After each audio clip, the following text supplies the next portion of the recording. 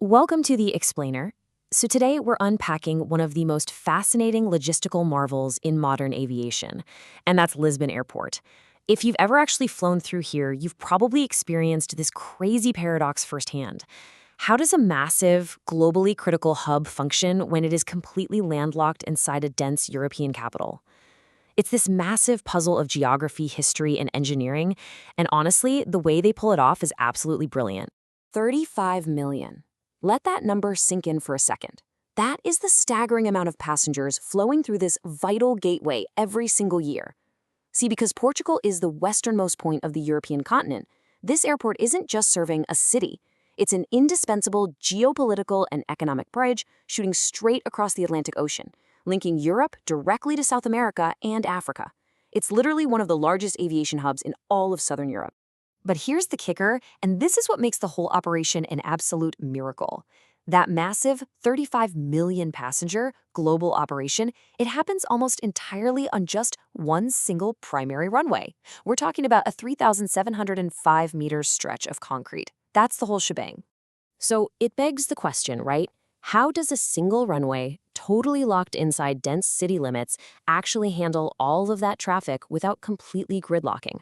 Well, the answers involve a crazy mix of historical luck, intense terminal management, cutting-edge technology, and, believe it or not, a surprisingly ancient solution involving birds of prey. Section 1. The Ultimate Urban Gateway, Bridging Continents from the City Center. To really wrap our heads around the intense pressure on this one strip of tarmac, you gotta look at the ecosystem. It's a highly competitive stronghold. First, you've got TAP, Air Portugal, running their primary mega hub. As a Star Alliance member, they anchored their whole global operation right here. We're talking the largest South American network out of Europe, like high-frequency flights to over 10 cities in Brazil alone, plus heavy dominance in Portuguese-speaking African nations like Angola and Cape Verde. Then, throw in Azores Airlines acting as a regional hub. Next, pile on the major low-cost carriers like EasyJet and Ryanair bringing in hordes of European tourists. And on top of all that, you have heavy, daily wide-body traffic from North American legacy carriers like United, Delta, American, and Air Canada. It is just relentlessly packed. Okay, so how on earth do they divide and conquer all that traffic on the ground? It's all about a really strict division of labor. Terminal 1 is the historic main hub that handles all your international arrivals, the Star Alliance flights, and the legacy carriers. It's the traditional full-service building. Then, a quick 3-minute shuttle ride away, there's Terminal 2.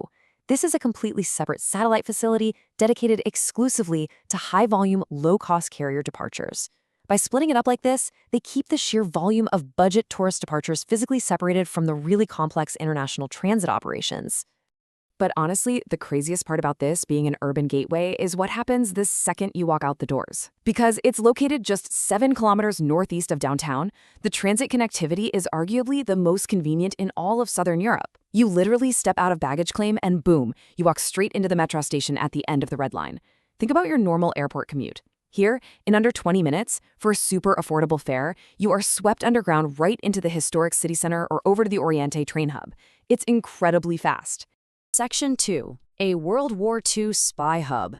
Neutral ground in a global conflict. So why is this massive airport just sitting right in the middle of the city in the first place? Well, let's rewind a bit. When the airport opened back in October 1942, it was actually built on the outskirts. But because it was the height of World War II and Portugal was officially neutral, this place became one of the only spots on Earth where commercial planes from the Allied British forces and the Axis German forces could land on the exact same runways. It was wild. It instantly became this legendary hotbed for international smuggling, escaping refugees, and espionage.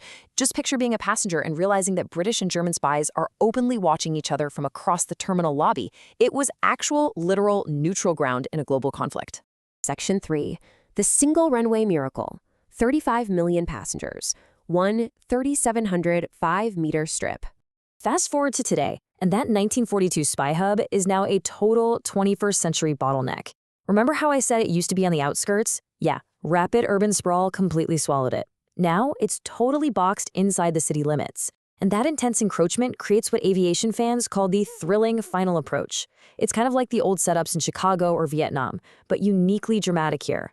Planes fly incredibly low, right over packed apartment blocks and busy city highways right before touchdown. You feel like you could look right into people's living rooms as these massive, wide-body international flights drop down onto that single, highly congested runway. Section 4. Falcons and Face Scanners. Ancient Nature Meets Biometric Tech. Operating in such a tight, encroached space naturally requires some serious innovation. Here's a really difficult environmental puzzle for you. When a landlocked urban airport sits right near the Tagus River estuary, bird strikes are a constant, highly dangerous risk for jet engines. So how do you prevent them without using harmful chemicals or ruining the local environment? The fix is actually this brilliantly ancient method. I couldn't believe this when I first found out about it, but Lisbon Airport actually employs a dedicated falconry program, literally a team of predatory falcons and hawks that are flown daily across the runway zones. By establishing a natural predator presence, they organically scare off the local bird populations.